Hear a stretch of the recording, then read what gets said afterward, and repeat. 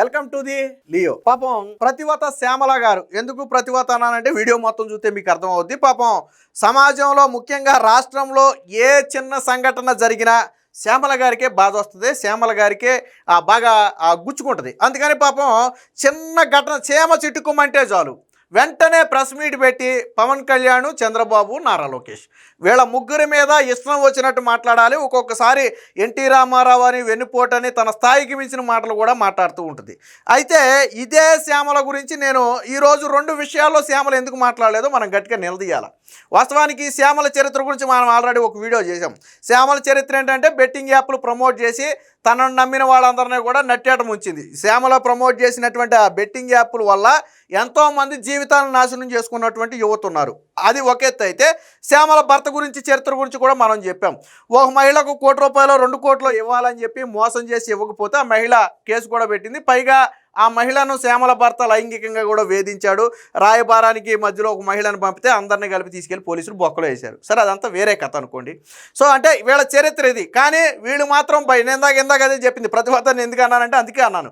వీళ్ళు మాత్రం అసలు వీళ్ళ చరిత్రలో ఏమీ మచ్చలేనట్టు, వీళ్ళ జీవితంలో ఎక్కడ మచ్చలేనట్టు, వీళ్ళు మాత్రమే నీతి శుద్ధల్లాగా శుద్ధపోస కబుర్లు చెప్తారు. మరి శ్యామల ఇన్ని మాటలు మాట్లాడింది కదా, టీడీపీ నేతల గురించి మాట్లాడింది, ఎన్టీ రామారావు గారి గురించి మాట్లాడింది, లేకపోతే మొన్న జరిగినటువంటి కాశీబుగ్గ ఘటన గురించి మాట్లాడింది, బస్సు ప్రమాదం గురించి మాట్లాడింది. ప్రతిదానికి ప్రెస్ మీట్ పెడద్దు కదా. మరి ఇటీవల వైసీపీ పార్టీ విద్యార్థి విభాగానికి అధ్యక్షుడిగా ఉన్నటువంటి కొండారెడ్డి అనే వ్యక్తి బెంగళూరు నుంచి డ్రగ్స్ తెప్పిస్తూ పోలీసులకు అడ్డంగా దొరికిపోయాడు కదా.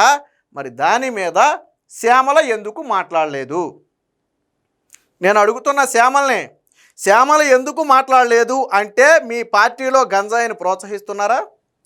మీ పార్టీ నాయకులు గంజాయి డ్రగ్స్ అమ్ముతూ దొరికినా పట్టుబడినా రాష్ట్రానికి సమాజానికి హాని ఏం జరగదా? చంద్రబాబు గారు ఒక పథకం ఇవ్వటం లేట్ అయితే మాత్రం రాష్ట్రానికి నష్టం జరిగిపోద్ది, రాష్ట్రానికి హాని జరిగిపోద్ది. పవన్ కళ్యాణ్ గారు ఏదైనా ఒక ఇష్యూ మీద స్పందించడం లేట్ అయితే రాష్ట్రానికి నష్టం జరిగిపోద్ది, హాని జరిగిపోద్ది, ముఖ్యంగా మహిళలకు నష్టం జరిగిపోద్ది. ఇది శ్యామలు చెప్పే మాటలే కదా. మరి ఈరోజు మీ పార్టీ నాయకుడు డ్రగ్స్ అమ్ముతూ విద్యార్థుల మొత్తాన్ని కూడా డ్రగ్స్ మత్తులో ముంచి వాళ్ళ జీవితాలను నాశనం చేసి వాళ్ళ కుటుంబాలను నాశనం చేస్తే శ్యామలకు పట్టలేదా అని నేను అడుగుతున్నా. రెండోది, మొన్న సాక్షిలో ఒక వార్త వచ్చింది. ఏలూరులో ఒక ప్రైవేటు స్కూలు మైనర్ విద్యార్థి మీద లైంగిక దాడి జరిగింది, కూటమి ప్రభుత్వంలో మహిళల మీద దాడులు అని చెప్పి సాక్షిలో కథనం వేశారు. తరువాత అదే సాక్షిలో నిన్న 5వ తారీఖున ఆవిడ మహిళ కాదు, అది అత్యాచారం కాదు అని మళ్ళీ రెండో కథనం కూడా వేశారు. కానీ నిన్న అదే వైఎస్ఆర్సీపీ అఫీషియల్ సోషల్ మీడియాలో మళ్ళీ బాలిక మీద లైంగిక దాడి అని వేశారు. మరి జరగని దాడిని జరిగినట్లుగా వైసీపీ పార్టీ ఇంత విష ప్రచారం చేస్తుంటే ఒక మహిళగా శ్యామల ఎందుకు ఖండించలేదు? శ్యామల ప్రెస్ మీట్ పెట్టి సాక్షిలో తప్పుడు కథనం రాసినందుకు భారతీరెడ్డిని, వైసీపీ అఫీషియల్ పేజ్లో తప్పుడు కథనాన్ని ప్రచురించినందుకు జగన్మోహన్ రెడ్డిని ప్రెస్ మీట్ పెట్టి ఎందుకు కడిగేయలేదు? నువ్వు కడిగేయాలి కదా. నువ్వు చీమ చిట్టుకుమంటే ప్రెస్ మీట్ పెడతావు కదా. నీ అంతిమ లక్ష్యం ప్రజలకు నష్టం జరిగితే ప్రశ్నించడమే అని నువ్వు అనుకుంటే ఎందుకు మాట్లాడలేదు? ఈవెన్ నిన్నగాక మొన్న పోలీసుల విచారణలో శ్యామల స్క్రిప్ట్ ప్రకారమే చదివానని చెప్పిందనే ఒక వార్త వచ్చింది. సాధారణంగా వార్తా కథనాలు తమకు ఉన్నటువంటి సోర్స్ ఆధారంగా రాస్తాయి. సాక్షిలో వచ్చే ప్రతి కథనానికి సోర్స్ ఉందని నేను అడుగుతున్నా.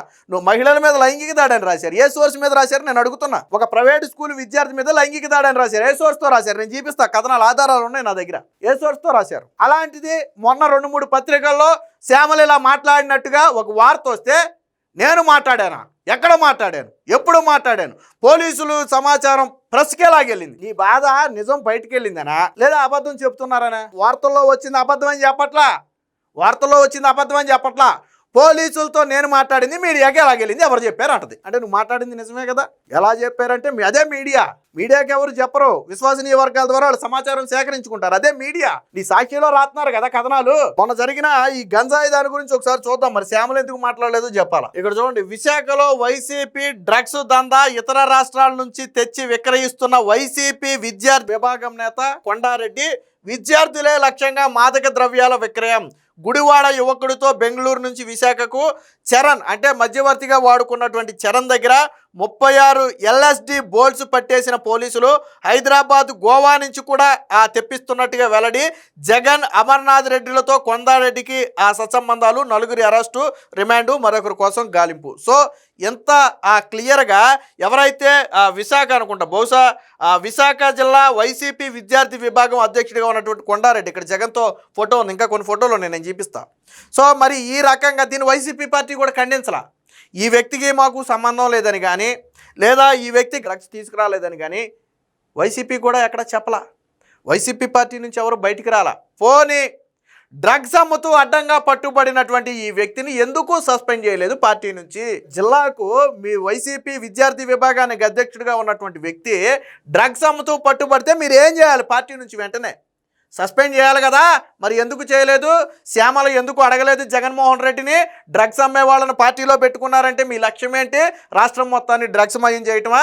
విద్యార్థి విభాగం అనేది వైసీపీ విద్యార్థి విభాగం అంటే దాని విద్యార్థి విభాగం కాదు, డ్రగ్స్ విభాగం అని పెట్టుకోండి. మీరు శ్యామల సలహా ఇస్తే బాగుంటుంది. విద్యార్థి విభాగం కాదు, డ్రగ్స్ విభాగం అని పెడదామన్నా. ఎందుకంటే మనవాళ్ళందరూ అమ్మేది డ్రగ్సే కదా, ఎలాగా వాళ్ళ మీద మనం చర్యలు తీసుకోం కదా, పార్టీ నుంచి బయటకు పంపం కదా. మరి ఎందుకు శ్యామల అడగలా? ఇన్ని నీతి కబుర్లు చెప్పిన నువ్వు ఈ వ్యక్తితో చూడండి ఎంతమంది నాయకులకు సంబంధాలు ఉన్నాయో. ఇదిగో జగన్మోహన్ రెడ్డితో సగ దర్జాగా ఫోటో దిగాడు. జగన్మోహన్ రెడ్డితో అంత క్లోజ్గా ఫోటో దిగటం అంటే ఆషామాషి వ్యవహారం కాదు, అది కూడా జగన్ సీఎంగా ఉన్నప్పుడు. ఇదిగో విద్యార్థి విభాగం నాయకుడిగా ఉన్నప్పుడు విద్యార్థులతో ఉన్నాడు. ఇక్కడ వైసీపీ కండువా వేసుకుని నిలబడ్డాడు. ఈ వ్యక్తే ఆ వ్యక్తి కొండారెడ్డి. మొన్న ఎన్నికల సమయంలో ఇతర వైసీపీ నాయకులతో కలిసి ప్రచారంలో పాల్గొన్నాడు. ఇది ఇక్కడ కనపడుతున్నాడు. అమర్నాథ్ దగ్గర కూడా ఉన్నది ఆ వ్యక్తే. అమర్నాథ్ భోజనం చేస్తుంటే పక్కన నిలబడ్డాడంటే ఎంత సన్నిహిత సంబంధాలు ఉంటే ఆ సమయంలో పక్కన నిలబడి మాట్లాడే చనుగుంటుందో ఒకసారి మీరే అర్థం చేసుకోండి. సో దీని మీద శ్యామల ఏ రోజు నోరు మెతపల. రెండో అంశం అది కూడా చూపిస్తాను నేను. ఇది సాక్షిలో మొన్న 4వ తారీఖున రాసినటువంటి కథనం. ఒక ప్రైవేటు స్కూలు బాలికపై అర్ధరాత్రి లైంగిక దాడి జరిగింది. బలవంతంగా మద్యం తాగించి మరీ కిరాతకం, ఏలూరులో దారుణం. ఓ సందులో అపస్మారక స్థితిలో పడి ఉన్న బాలిక జీజీహెచ్కు తరలించిన పోలీసులు. ఇది 4వ తారీఖున సాక్షిలో వచ్చినటువంటి కథనం. సరే ఇది నిజమో అబద్ధమో ఎవరికీ తెలియదు, ఆ టయానికి అనుకుందాం. 5వ తారీఖున సాక్షిలో ఇంకో కథనం కూడా వచ్చింది, చూద్దాం. ఇది సాక్షిలో 5వ తారీఖున వచ్చిన కథనం. ఆమె బాలిక కాదు, వివాహిత. మద్యం తాగి పిట్స్ వచ్చి అపస్మారక స్థితిలోకి వెళ్ళింది. ఏలూరు డిఎస్పీ శ్రావణ్ కుమార్ వెల్లడి. సో ఇదే సాక్షిలో ఒక స్కూలు మైనర్ బాలిక మీద దాడి అని రాసిన సాక్షిలో బాలిక కాదు వివాహిత అని రాశారు. అది లైంగిక దాడి కాదు, ఆ అమ్మాయి మద్యం తాగి కొంచెం ఫిట్స్ వచ్చి పడిపోయిందని రాశారు. దానికి సంబంధించి సీసీటీవీ ఫుటేజ్తో సహా అన్ని వివరాలు ఉన్నాయి. స్వయంగా బాలిక స్పృహలోకి వచ్చిన తర్వాత తన మీద ఏ దాడి జరగలేదని చెప్పింది, తాను బాలిక కాదని అంతకంటే చెప్పింది కదా. ఇది 5వ తారీఖున కథనం. ఇక్కడ డేట్ కూడా ఉంది, 5/11/2025. 5వ తారీఖున కథనం. తర్వాత ఇదే 5వ తారీఖు అంటే 4వ తారీఖు సాయంత్రానికే దీని మీద వివరణ వచ్చేసింది. 5వ తారీఖు ప్రచురించారు కదా. ఇక్కడికి క్లియర్ కదా, బాలిక కాదు లైంగిక దాడి అంతకంటే కాదు కదా. కానీ వైసీపీ అఫీషియల్లో ఏం వేశారు? నిన్న 5వ తారీఖు మధ్యాహ్నం సుమారు 10-11 గంటల సమయంలో వైసీపీ అఫీషియల్లో ఏం రాశారు? ప్రైవేటు స్కూలు బాలికపై అర్ధరాత్రి లైంగిక దాడి, బలవంతంగా మద్యం తాగించి మరీ కిరాతకం, ఏలూరులో దారుణం, అపస్మారక స్థితిలో ఉన్న బాలిక, స్థానికుల సమాచారంతో జీజీహెచ్కు లైంగిక దాడి జరిగినట్లుగా వైద్యుల అనుమానం అని రాశాడు. 5వ తారీఖు ఉదయానికే సాక్షిలో ఒక కథనం వచ్చింది, అది లైంగిక దాడి కాదు, బాలిక కాదు అని. మరి 5వ తారీఖు మధ్యాహ్నం నువ్వు ఎలాగ ఈ తప్పుడు కథనాన్ని ప్రచురించావు? మరి దీని మీద ఎందుకు ఒక సాటి మహిళగా ఎందుకు శ్యామల నిలదీలా? మన వార్తాపత్రికలో తప్పుడు కథనం ఎందుకు రాశారని భారతీరెడ్డిని ఎందుకు నిలదీలా? అదే తప్పుడు కథనాన్ని వైసీపీ అఫీషియల్ పేజ్లో అది తప్పు అని తెలిసిన తరువాత కూడా విష ప్రచారం చేసినందుకు ఎందుకు జగన్మోహన్ రెడ్డిని నిలదీలా? ఒక మహిళగా తోటి మహిళ మీద అసత్య కథనాలు రాసినప్పుడు, తోటి మహిళ మాన ప్రాణాల మీద తప్పుడు కథనాలు రాసినప్పుడు నిలదీయాల్సిన బాధ్యత శ్యామలకు ఉందా లేదా? శ్యామలకు ఉందా లేదా? ఇదే ఘటన గన ఒకవేళ నిజంగా లైంగిక దాడి జరిగి అందులో టీడీపీ జనసేనలకు చెందిన ఎవరి పాత్ర అయినా ఉందని తేలితే ఈ పాటికి శ్యామల 3 ప్రెస్ మీట్లు పెట్టేది. 3 ప్రెస్ మీట్లు పెట్టేది నిన్న ఇవాళలో. మరి ఎందుకు దీని మీద నిలదీలా?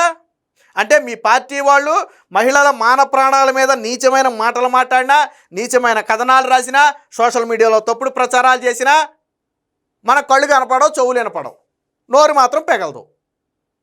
అదే కూటమి ప్రభుత్వానికి చెందిన వాళ్ళు ఎవరైనా ఉన్నారని తెలిస్తే చాలు దాని మీద చెలరేగిపోతాం. పైగా ఇక్కడ ఎంత దారుణమో చూడండి. ఇక్కడ ఏలూరులో విద్యార్థినిపై సామూహిక అత్యాచారం, మద్యం తాగించి లైంగిక దాడికి పాల్పడినట్లుగా నిర్ధారించిన వైద్యులు. ఇక్కడ ఏమని రాశాడు? లైంగిక దాడికి పాల్పడినట్లు నిర్ధారించిన వైద్యులు అని రాశాడు. ఏ వైద్యులు నిర్ధారించారు? ఇక్కడేమో నిర్ధారించిన వైద్యులు అని రాశాడు, ఇక్కడేం రాశాడు? వైద్యుల అనుమానం అని రాశాడు. మరి ఏ చెప్పుతో కొట్టాలి? ఇక్కడ నిర్ధారించారని రాశాడు డాక్టర్లు, ఇక్కడ డాక్టర్లు అనుమానం అని రాశాడు. ఏ డాక్టర్ నిర్ధారించాడు? ఏ డాక్టర్తో సాక్షి మాట్లాడింది? ఏ డాక్టర్తో వైసీపీ పార్టీ నాయకులు మాట్లాడారు? మరి శ్యామల ఇలాంటి తప్పుడు కథనాల మీద ఎందుకు స్పందించదు? అంటే మీ పార్టీలో డ్రగ్స్ అమ్మినా పర్లేదు, మహిళల మాన ప్రాణాల మీద నీచమైన కథనాలు రాసినా పర్లేదు. పైగా ఇంకో ఘటన మొన్న ఏదది మద్యం, అసలు శ్యామల మీద కేసు నమోదైంది అది కదా. మొన్న కాశీబుగ్గ మొన్న ఏదైతే బస్సు ప్రమాదం జరిగిందో ఆ బస్సు ప్రమాదంలో జరగడానికి కారణమైనటువంటి యువకుడు బెల్ట్ షాపులో మద్యం కొన్నాడని మాట్లాడింది. కానీ అది బెల్ట్ షాపు కాదు, లైసెన్స్డ్ వైన్ షాప్ అని పోలీసులు ఆధారాలు విడుదల చేశారు. ఆ టైంలో అర్ధరాత్రి టైంలో ఆ షాపు లేదు, వాళ్ళు చెప్పిన బెల్ట్ షాప్ అనేది అబద్ధం. మరి దాని మీద పోలీసులు ఆధారాలు ఇచ్చిన తరువాత అయినా సరే నువ్వు వివరణ ఇవ్వాలి కదా. నాకు తెలియక మాట్లాడాను, నేను తప్పుడు మాటలు మాట్లాడినందుకు నేను క్షమాపణ అడుగుతున్నానని చెప్పి ఒక స్టేట్మెంట్ ఇవ్వాలి కదా శ్యామల. నేను బెల్ట్ షాపులో మాట్లాడాను, తప్పు, అది బెల్ట్ షాపు కాదు అని స్టేట్మెంట్ ఇవ్వాలి కదా. ఎందుకు ఇవ్వలేదు? వీళ్ళు చేసేవన్నీ ఎదవ పనులు, పోరంబోకు పనులు, సిగ్గు లజ్జా వదిలేసి చేసే పనులు. ఒక మహిళ ఉండి తోటి మహిళ మీద అన్యాయంగా అకారణంగా మాన ప్రాణాల మీద రాతలు రాస్తేనే స్పందించలేదు. వీళ్ళు మళ్ళీ కూటమి ప్రభుత్వంలో ఏదైనా చిన్న చీమ చిటుకుమంటే మాత్రం పరిగెత్తుకుంటూ వచ్చేస్తారు. అందుకనే శ్యామలకు మొదట్లో పేరు పెట్టా మహాప్రతివతను. ఎందుకన్నాను అంటే వీళ్ళ హయాంలో జరిగితే కళ్ళు మూసుకుంటాం, చెవులు మూసుకుంటాం, నోరు మూసుకుంటాం.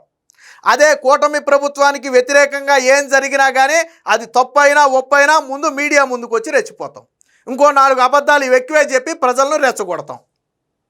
ఇది ఆ వైసీపీ శ్యామల చేసే పని. కాబట్టి శ్యామల ప్రతి చిన్న విషయానికి మాట్లాడే శ్యామల ఈరోజు డ్రగ్స్ గురించి కావచ్చు, ఒక మహిళ మీద రాసిన మాన ప్రాణాల మీద రాసిన తప్పుడు కథనం గురించి కాదు, ఎందుకు మాట్లాడాలా నేను అడుగుతున్న శ్యామల్ని. ఖచ్చితంగా శ్యామల సమాధానం చెప్పాలి. ఇక ముందైనా కొద్దిగా విలువలతో బ్రతకాలి. రాజకీయాల్లో చాలామంది వచ్చారు వెళ్ళిపోతారు, అది కామన్. రాజకీయ విమర్శలు ఎంతవరకు చేయొచ్చు. నేను రాజకీయ విమర్శల గురించి నేను మాట్లాడను. ఇప్పుడు రాజకీయాల్లో వాళ్ళు అవినీతి చేశారంటారు, వీళ్ళు అవినీతి చేశారంటారు, వాళ్ళు తిన్నారంటారు, వీళ్ళు తిన్నారంటారు, ఇదంతా కామన్. నేను దాని గురించి మాట్లాడలా. కానీ నువ్వు ఇన్ని హితబోధలు చెప్తావు కదా, ఇన్ని సూక్తులు చెప్తావు కదా, మరి వీటి గురించి ఎందుకు మాట్లాడలేదని నేను శ్యామల అడుగుతున్నా. ఖచ్చితంగా ఈ ప్రశ్నలకు శ్యామల కానీ వైసీపీ పార్టీ కానీ సమాధానం చెప్తే రాలి. Please subscribe to Leo news for more videos.